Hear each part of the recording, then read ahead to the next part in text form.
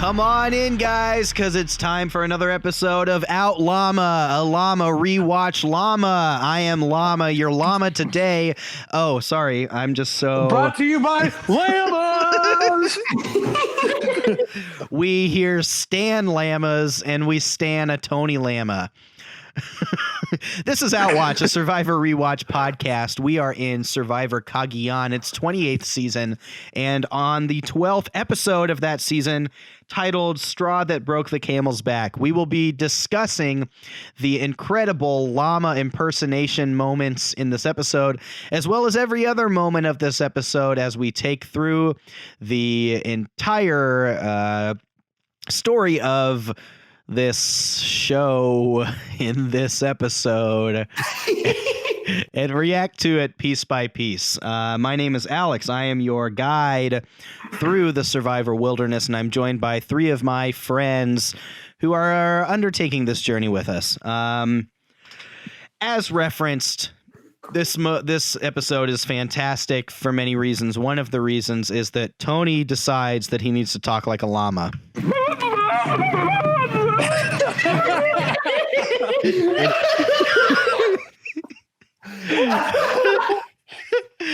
And it does sound like that.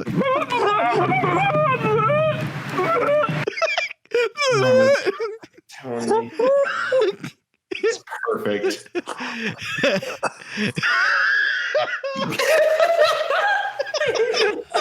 Alex is losing it. Oh God! As I've told my co-hosts here, this is in my estimation a top 5 funniest moment in Survivor history. Don't fly, baby. Don't fly, baby. Yeah, don't fly, baby.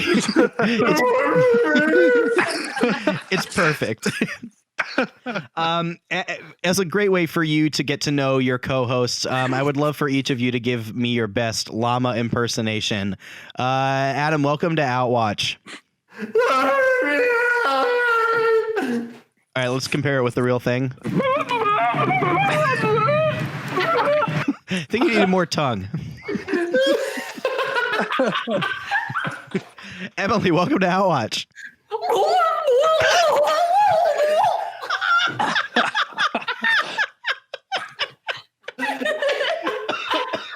Oh, gonna be tough to beat that one, I think. Scott, welcome to Outwatch. I don't have a good one.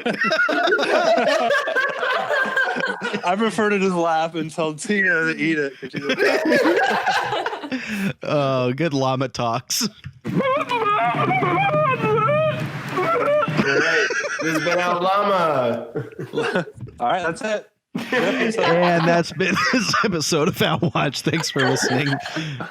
Oh, my God. You want me to talk like a llama? Oh God. This is a Survivor Rewatch podcast.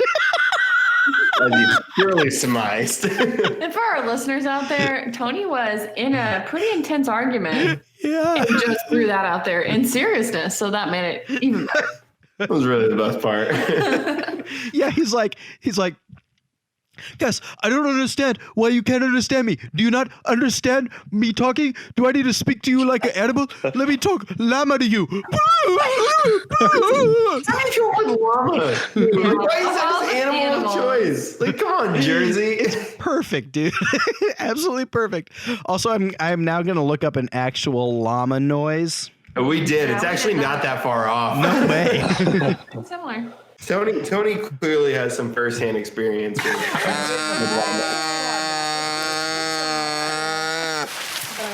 What? Is that? I don't sound like a person. That was a llama. I don't know about that. I'm seeing the llama right here on my screen. Here's the real question, Alex, is what does the fox say? That is a good question. No one's for sure. No one really knows. Yeah, everybody's wondering. Here's a llama making noise.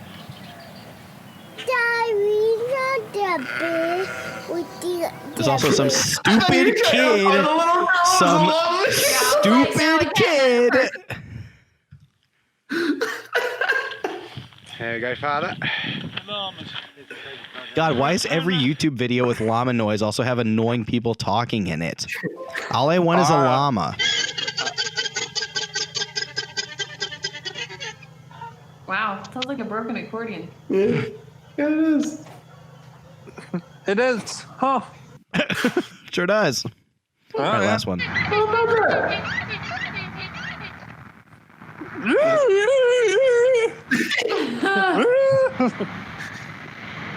Do you think llama talk is better or worse than Game of Thrones talk? Definitely better. I say we make it a reoccurring segment of every episode. The number of recurring segments that we've thrown out that have never recurred. True. Island fashion. Island Island fashion. fashion. It's about time to bring back island And we got so fashion. much to talk about. Can we talk about how Cass has like this weird? Her stomach isn't tan at all. Yes. Like she's clearly worn some kind of shirt the whole time. Well, she's it's been because her there. swimsuit's that is a one piece, so it covers Oh, her. that's right. That Yeah. explains that.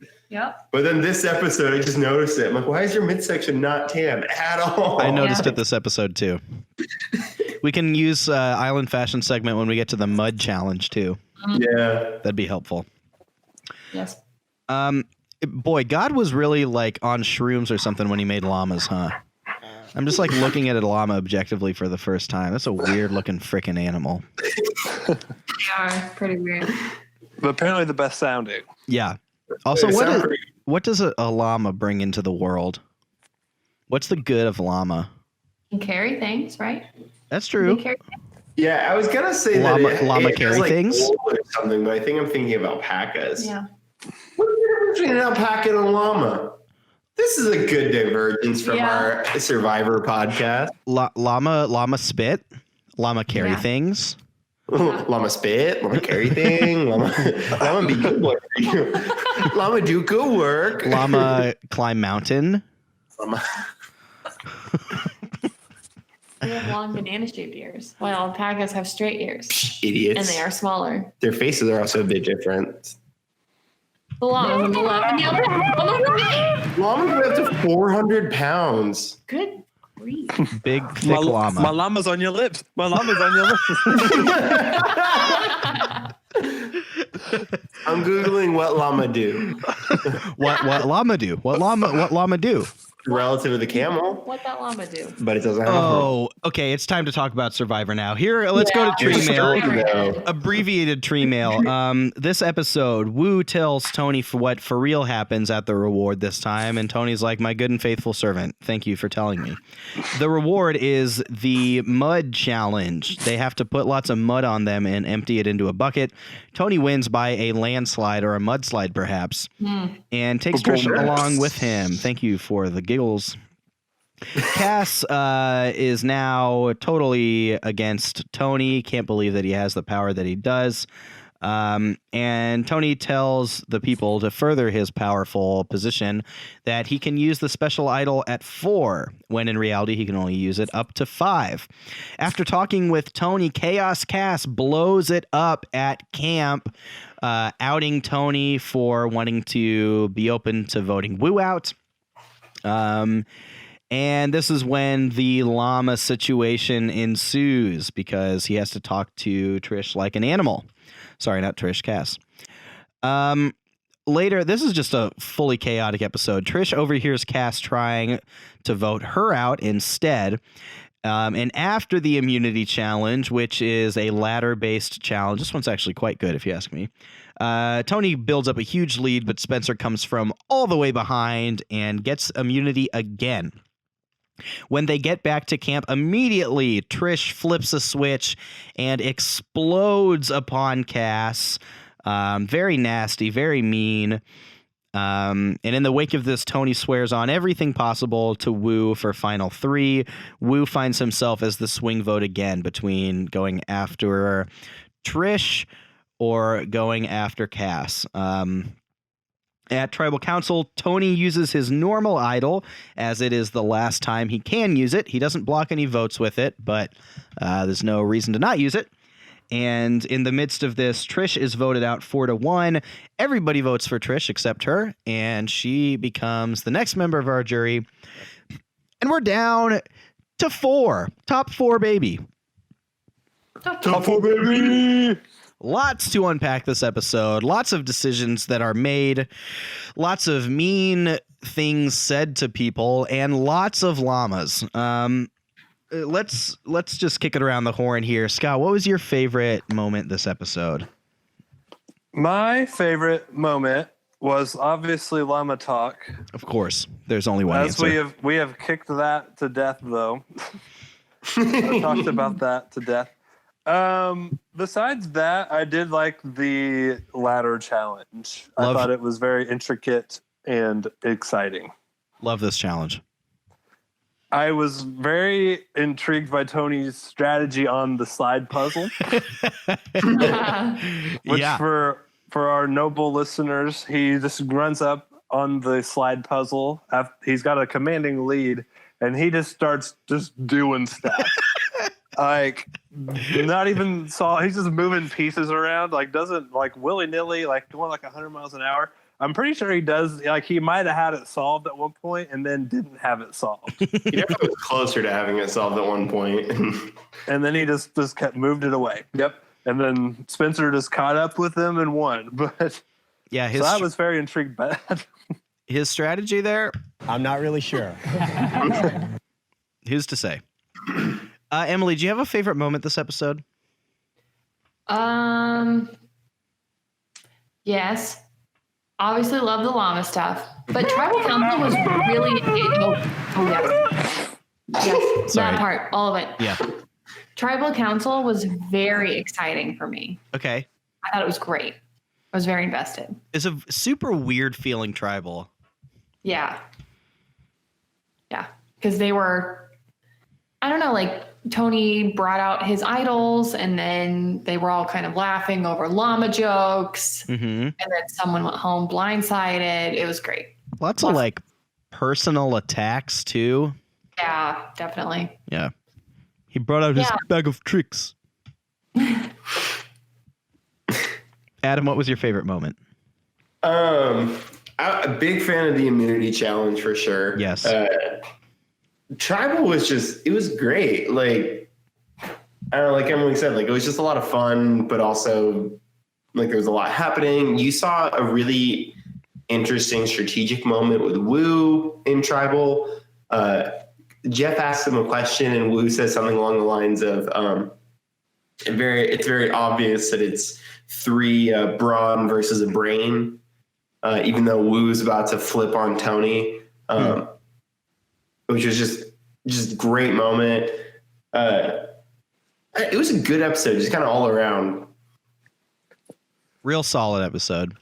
Also throw into the hat into the ring for the very like you've seen these Twitter templates that are very meme right now where it's like no one space and then Trish. Do you think I'm stupid? Right back from the immunity challenge. no prompting this and just the Yeah, she immediate. went in on it for Do you think I'm stupid? My favorite thing about that is when she's yelling at Cass. She's like, at one point she goes, "You think you're smart, but you're not." Yeah. This very thick Bostonian accent. I loved how like personal Trish got with that, and Cass is just sitting there like, this is what I wanted. She got personal back though. She started saying stuff about Trish's appearance. Yeah, Skeletor. Oh, yeah. Skeletor. I don't think she said that to her though. Well, she said it at Tribal, I guess. Yeah, you're she right. said it tribal. My feelings are hurt on their behalf. All right, well, let's talk through the beats of this episode. So the previously on sequence, this may be the first time we've talked about this, but this was a really well put together storytelling device in the previously on. They like do this entire narration about like the battle between Tony and Spencer and how they've like played similar games, but it's just gone completely differently for them. Did you guys watch this and remember this? Yes. It was like, you know, whereas Tony has found idols and gotten advantages and gotten, you know, loyalty, Spencer has whiffed on idols and drawn the wrong rock and been at the bottom the whole time, where both of them are playing strong games, but the luck's just been on Tony's side. I thought that was a really cool way to use that previously on thing and really like overtly set up a compelling narrative going into the end of the game. Yeah, I feel like it was done better than like normally the previously on kind of just catches you up. Mm-hmm. Whereas this was like, this is a specific thing we want you to focus on. Yeah. It's like, And it was good. did any of you watch Lost? No. Yes. No. Right? Huh? I said they were dead the whole time, right? Yeah, dead the whole time, for sure. It's kind of like when Lost was on and running, and you would immediately know what the episode was going to be about by the previously on, especially late in the season, like the series, where they've got seasons and seasons of like catalog, and it's like, oh, we're seeing a clip about Jack's dad from season 2, probably going to be about Jack's dad, you know? Yeah. They used the previously on in a way to like actually prime viewers for the story that they were telling, which was pretty cool.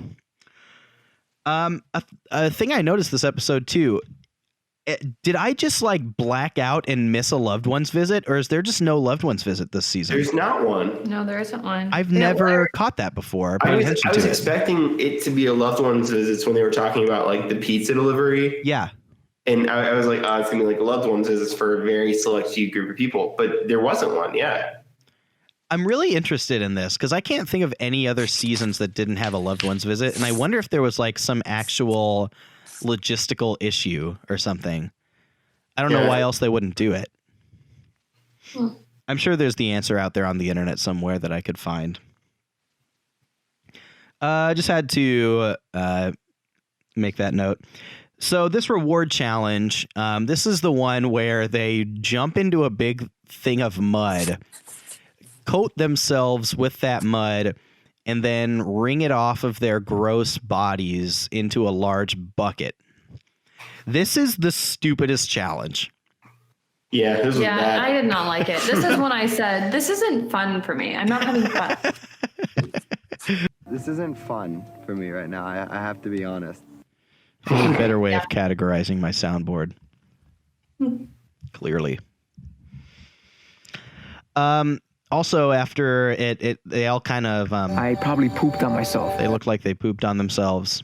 Yeah, they did.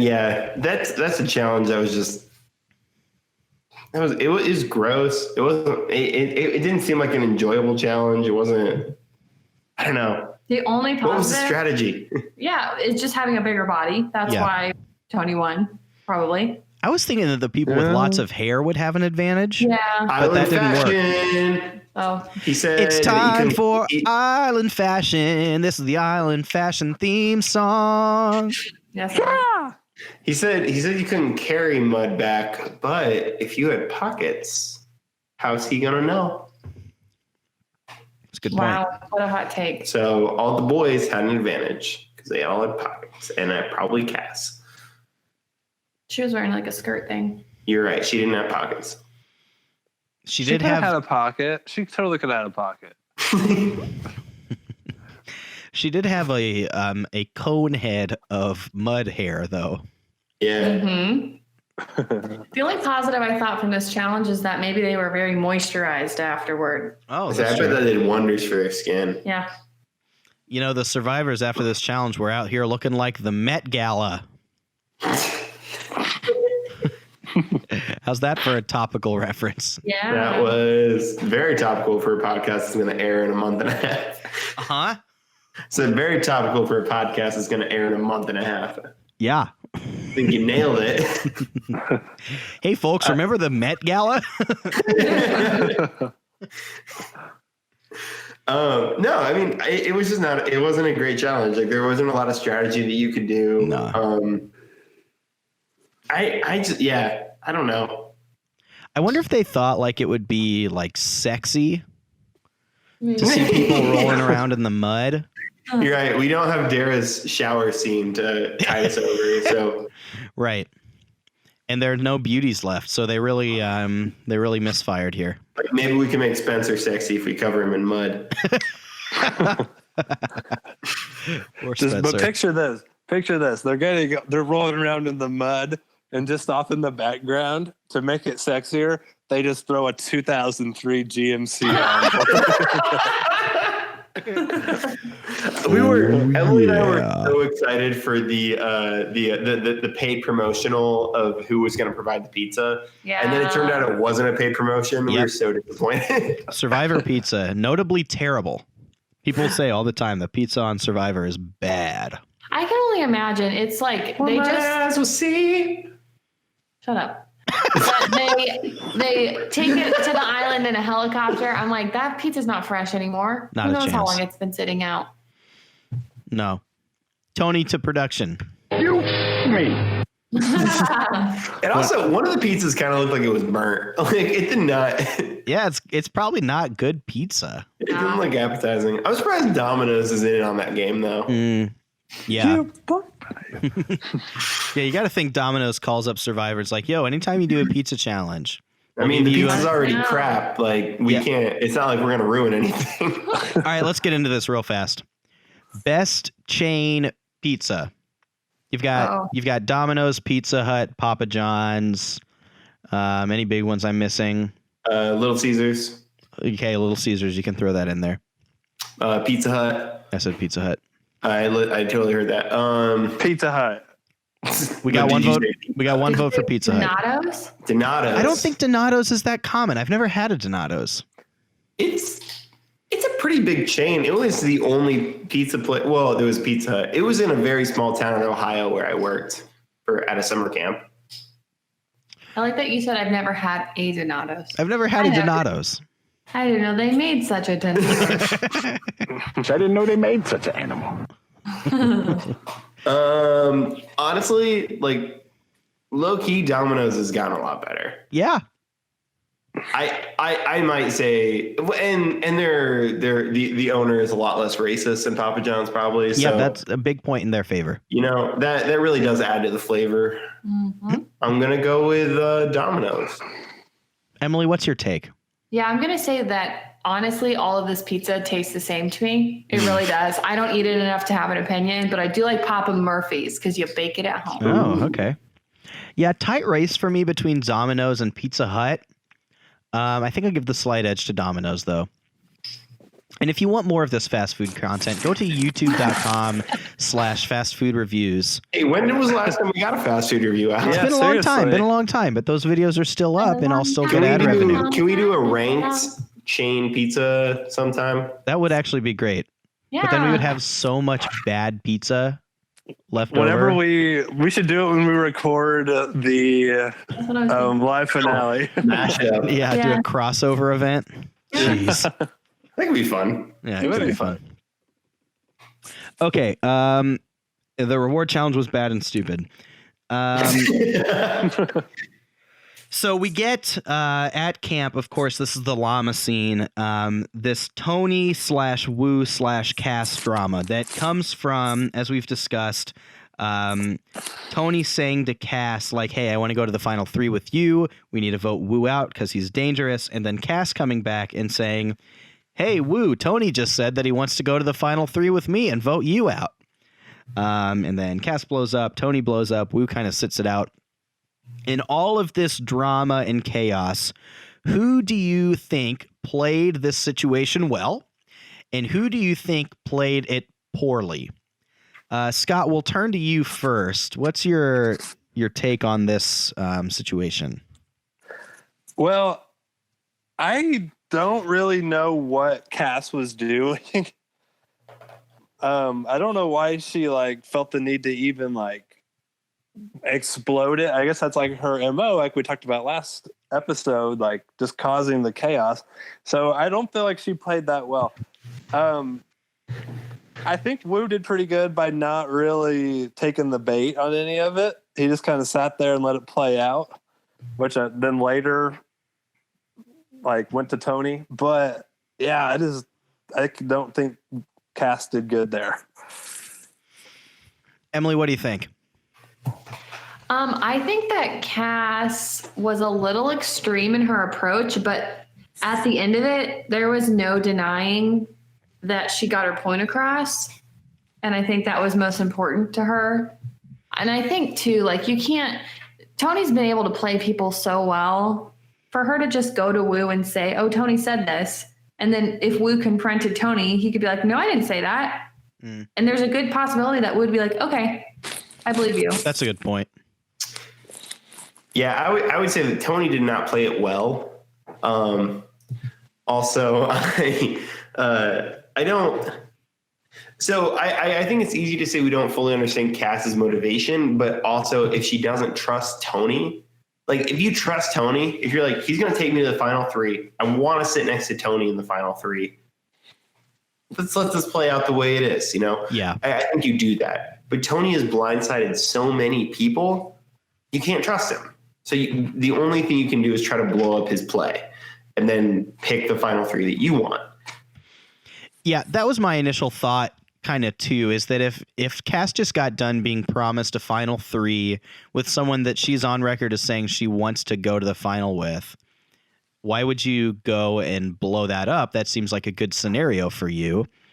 So that's my first initial response is seems like Cass should have just been cool with this. And then, yeah, if you want to sow dissent, like do it more privately with Wu. But Emily, you had a good point that like, who's to say that Wu will believe that in any way based on Tony's past history and Wu's past history too. Yeah, and Tony specifically walked away and saying like deals off or something like that. Yeah. That made it sound like there was something to what Cass was saying.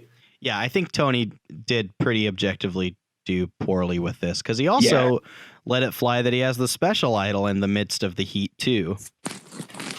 Yeah.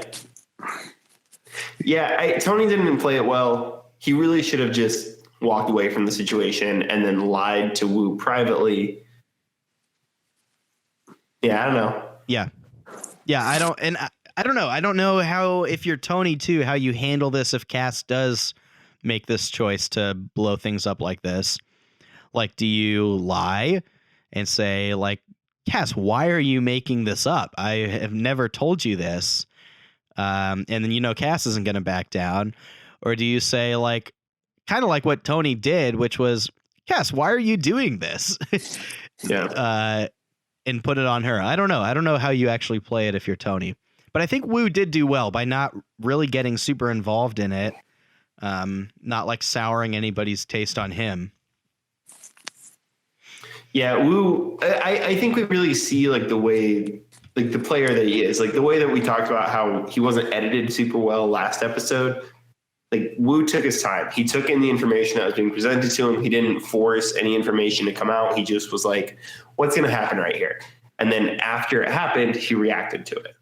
He just looks so sad whenever he has to strategize. Yeah, he just doesn't like hurting people. Yeah, he is a very kind guy. Yeah. But he's always like so fun, so happy. And then it's like, oh man, I have to play Survivor. He looks so sad. Let's talk about this immunity challenge. This is, yeah, like we've said, one of my favorites. If you don't recall this one, you've got to untie or untangle some cords, which gives you a key. Then that unlocks a chest full of ladder rungs, which is in and of itself kind of a puzzle. And you use the rungs to complete a ladder, but only certain ones fit in certain ways. You climb the ladder, and then you get like steps that are similar. It's like a puzzle. Then you get up to the top, and it's a big slide puzzle. Very grand. And I just love all the different kind of like creative puzzle elements, you know, with the ladder rungs and the steps, all kind of like mini puzzles in and of themselves. And it's big and cool. Great challenge, if you ask me. Yeah, I was a big fan of this one. It was super fun to watch. It was unfortunate that Trish couldn't get past the ladder part. Yeah. And Spencer with his massive comeback. Yeah. Tony was way ahead. Had been working on the slide puzzle for quite some time before anybody else got up there. Yeah, well, and Jeff made the point of like, he's moving things around quickly, but does he actually know how to do a slide puzzle? Because there is like a strategy to it that needs to be done. So, yeah. Do y'all know how to do slide puzzles? Yeah. No idea. I learned from Adam. What's 'cause the he knows strat? random crap like that. So you start in the top left corner, assuming the empty space is going to be in the bottom right. So just the opposite of where the empty space is supposed to be. And then you basically start with solving a 2x2 square. If it's a 4x4 puzzle, you solve a 2x2 square, and then you solve the third one on the top row, and then the third, and then start a third row, and you just shuffle things like that. So Interesting. you start, basically you solve from the top left corner diagonally down. Gotcha. Because that's the most efficient way to move the empty space around. Mm-hmm. Because Okay. if you try to do one line across, then you have a lot less vertical space to move the empty space around. And if you do one horizontally, then same thing. So There you was want to move diagonally. There was someone on a recent season of Survivor. I won't say the name or the season as to not spoil it for you, but our Survivor viewers know who I'm talking about, who was like an expert in slide puzzles, such that he, I think, like wrote a thesis in college about like slide puzzle strategy. And there's this thing, it was like early on in the game. Like I think it was actually at the marooning, like the first thing that happens. And he does like a slide puzzle in this challenge, and it is done like immediately, like to the point where Jeff has not even like caught up to him at this point in the challenge to like watch him do it. He's just like there, moves on, and Jeff is like, oh, wait, did you do this already? That's fantastic. It's wild. But it's because, yeah, like you were saying, there's a formula or like an algorithm or whatever, where if you have it memorized, you just do it and it's done. Yep. I would love to learn how to do slide puzzles. Probably look that up before long. Got to talk about Spencer here too now, having won his second consecutive immunity. I think it's his third altogether in the post-merge, if I'm not mistaken. Real under the radar challenge threat here. And I was thinking, like, in this episode too, you have to assume, based on Spencer being placed in the Brains tribe and just kind of like his mannerisms and personality, that he was probably like made fun of in high school, right? And I would just like, I think it would be so amazing to watch the jerks that picked on him at high school, watching him on Survivor, like kick ass at these immunity challenges and then be like, oh man, it's freaking Spencer Bledsoe. What is going on? But he's really come out in the open as like a real strong challenge competitor. I don't know if y'all saw that coming or not. I feel like it's always been him and Tasha, and every once in a while Woo is involved in that. But usually, I feel like it's usually been down to those two. Yeah, it kind of came out of left field because I think this like during the tribe portion, like they were always so far behind, like you didn't really get to see them do a whole lot. And then out of nowhere, like when they were fending for themselves, you got to see their kind of challenge acumen come out. It's interesting because like looking at him, you know, like he looks like a pretty athletic guy. And he's like super awkward at moving generally, right? But like he's quite skilled at this sort of stuff. And then he's got obviously like the brain power to do these puzzles too. Definitely a strong challenge competitor. Let's talk about Tribal Council then. We've alluded to this a few times. This was just like a weird one for me. Y'all are pretty high on it. What was so good in y'all's estimation about this Tribal Council? Bang. Tony played an idol. Hey, we got one. I needed that point, bro. Big point there for RNGesus. Big points. I thought it was great because we weren't sure if Woo was going to stick with his alliance or if he was going to turn. Mm-hmm. Even until the end, he was kind of talking like he was going to stay with his alliance, but it was all facade. And Trish was the one on the block. And Tony was so confident that he knew the outcome, that he just played his idol and he didn't give it to Trish. And then she was voted out. But Tony voted for Trish. What? Yep, 4-1. What? Everybody I voted missed for that. Trish. Yep. Oh my gosh, this is so different for me now. How did I miss that? I missed it too. I didn't realize. Yeah, I that. missed that as well. I think Oh my that, yeah, gosh. 4-1 vote. Well, that makes more sense why he didn't use his idol for her. Yeah, I think that, oftentimes on Survivor, like we don't see part of the story, right, to make it compelling. And almost definitely there was a conversation there in the lead up to Tribal where Woo and Tony and maybe even Cass talk and say, like, it's Trish, right? Yeah, it's Trish. We'll get Trish. But of course, you just don't see that. Otherwise, I had no idea. That is fascinating. yeah, let's talk about that. Why do you think the move is for Tony to vote with everyone out and vote Trish out? Spencer's on a play. Right. That's my first thought. Yeah. Yeah, so he can still be on like the winning side, I guess. It definitely seems like one of those things where like it's kind of done where maybe even if Tony wasn't like fired up about taking Trish out, it seems like Tony wants to go to the end with Trish. That he knows, all right, well, Woo and Cass are voting for Trish. It's happening. I can either go down with this sinking ship and, further alienate myself, or I can say like, hey, I'll vote with you guys, knowing that his vote won't make a difference at this point.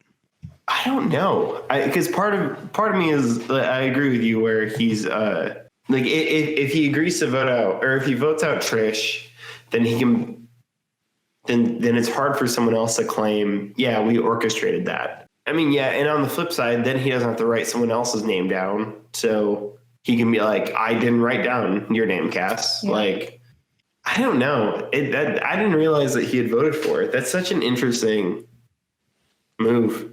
Almost definitely he knew going into it, this is like Trish is gone. To vote against Cass at this point would be a wasted vote, But it's interesting because the other side of that is you're right, that if he really wanted this to happen, he could have easily given Trish an idol. That was my whole thing was I didn't realize that he had voted because I was Me like, either. he has 2 idols that he can't use after this tribal, which means if he wanted to get rid of Cass, he could have played an idol on Trish. And then if they tried to go for Tony, he pulls out his special idol. Right. And so he just cancels both of those. And the person he wants gone is gone. What he loses with that, though, is the ability to bluff with his special idol at the next tribal. Mm-hmm. I just don't think it's going to work.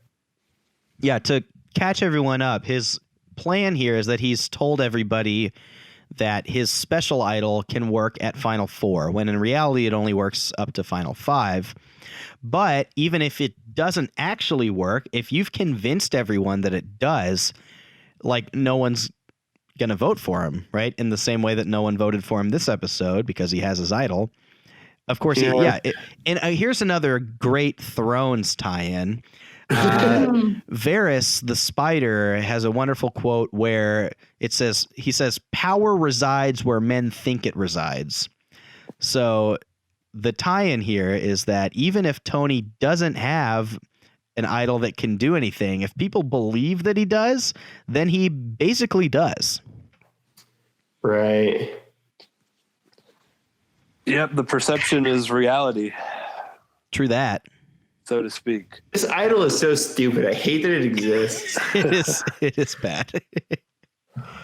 It's kind of this is like, it's up to you to screw this up. It's really hard to. Yeah. And especially with his second idol. Man, I don't know. I'm very curious how this works out for him because it's such a clever play. If it does work for him, it gets him in the final 3. Yeah, but going into this finale episode, he is vulnerable. He has no idols to protect him, even if he has convinced others that he does. How is the final 3 usually chosen via vote? Like going into final 3, like who is in the final 3? Yeah, like do the 4 people vote? Yeah. It feels like It feels like you should have like a challenge or something, and it's like so the first 3 people to win it are in. In recent seasons, they have made this change. Adam, you have great Survivor foresight. Hire me, Survivor. So what they do, this has just been like the last 3 or 4 seasons probably that they've started doing this, but there's still a Final Four immunity challenge. But then what happens so at Tribal Council, the winner of the Final Four challenge chooses someone basically to protect, to say this person is going to the end with me. And then the other 2 people take part in a fire making challenge.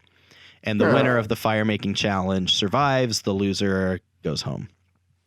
Interesting. So it's kind of like a halfway in between. You still have the immunity challenge. That person guarantees themselves final 3, and then they also have the power of bringing someone along. And then, the other 2 face off in fire making. It also adds a whole lot of other interesting layers in that, like, the perception of the person inevitably who is brought along is immediately like, oh, wow, they must think that they can beat them. So now, like, I believe that this person isn't worthy of winning either. Right. So it's like almost a galaxy-brained decision to pick someone you're worried about beating, bring them, and therefore convince other people that they can't win, you know?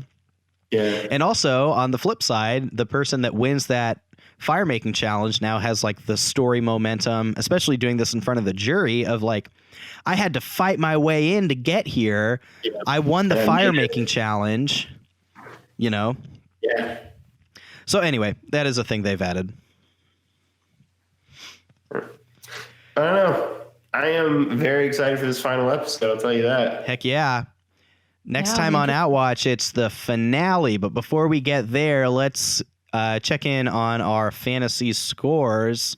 Okay, so this episode, Adam, on your Earlobes Tribe, you got 3 points from Spencer for winning individual immunity, voting correctly, and surviving. You got a point for Woo for doing the latter of those 2 things. Emily, you received a point from Cass, voting correctly and surviving, and a whopping goose egg from Trish, who did nothing of value this episode. Hey, real rough stretch. Some pretty good fights. Rough stretch from Trish here in these last handful of episodes, looking at these point totals.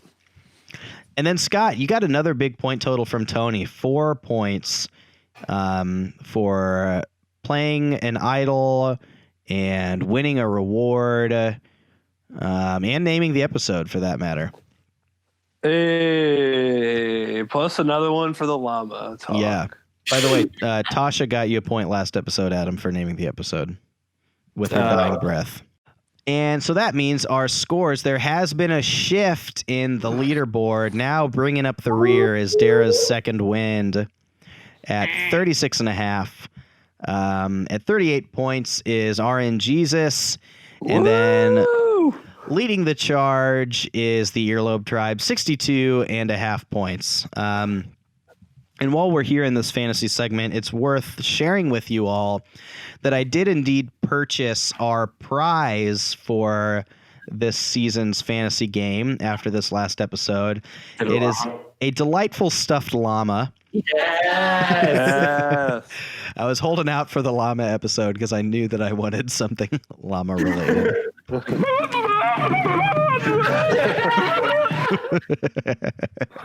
All right, real fast here before we award our MVPs, let's just take stock of each of the final four's place in the game going into the finale, and assess their chances and our opinions of their coming out on top. First of all, we've got Tony, of course, been the biggest player this season, has kind of dominated this alliance in the game, has the special idol, which is out of power, but perhaps people believe it has. He's been a target recently, but has evaded being voted out to this point. Emily, looking at Tony's game and where it stands going forward, what is your take on his probability here? I think I'll go back to what I was mentioning earlier. I don't know if he's angered enough of the jury.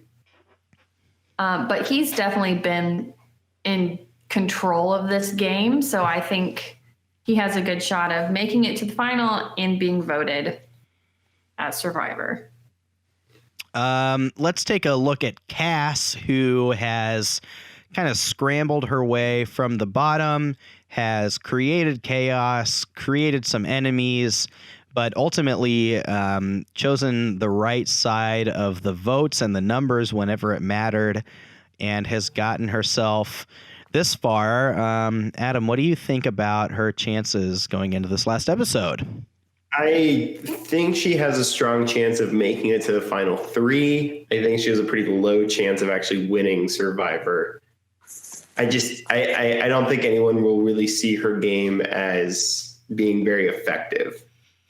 And then, Scott, why don't you talk about Wu? Wu has voted with Tony and that group for most of this game, has had opportunities to flip but never taken them, has chosen loyalty over devious strategy, definitely very likable, definitely without really many enemies on the side, but maybe tough to see his strategic gameplay. What do you think about Wu? Yeah, just like you said, I think that he is stuck with the numbers enough. Like I think he has a really good chance of making it into that top 3. But he's kind of not to this point made that big gigantic move or been like the usher in of like the big move that I think you got to have to really be crowned the winner. So I think he'll have, like I said, I think he'll has a really good chance of making the top 3. I don't know if he'll win the game though. And then lastly, we've got Spencer, who has, similarly to Cass, found himself on the bottom most of this game, has somehow survived to this point while being probably the largest threat on the minority side of things in the entire post-merge game, has won some immunities, has made some strong strategic plays, as well as whiffing on a few. Maybe has more friends on the jury than most. And Emily, what are you thinking about Spencer's chances here going into the finale? Yeah, honestly, I think if he can get to the final, he would be a very good contender because he has just had, and like it was, explained in that recap at the beginning of this episode, it's just been one thing after another, and he's just had to fight his way to this point. And I think that he has shown his strategy, his skill, and just persistence. So I would depending on who's there, I'd probably vote for Spencer if I were on the jury. Compelling cases for all 4 remaining players. You can see a path forward to all of them. See how it could fall short for them too. It'll be an exciting finale. You'll want to tune in next time to hear our live reaction. Before we go there, though, it's time to crown our episode's winners. Scott, who's your MVP in this episode? I'm gonna go with Spencer again because right. he just keeps surviving. Keeps surviving. Yep.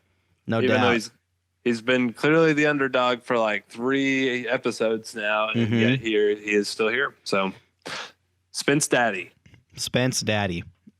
Adam, who's your MVP? I really want to give it to Spencer. I mean, that massive come from behind victory. Almost definitely saved him. Yeah, Can't imagine he survives this episode without winning that. I don't think he survives it without winning that. I think with that in mind, it's hard to award MVP to anyone else. Emily, what about you?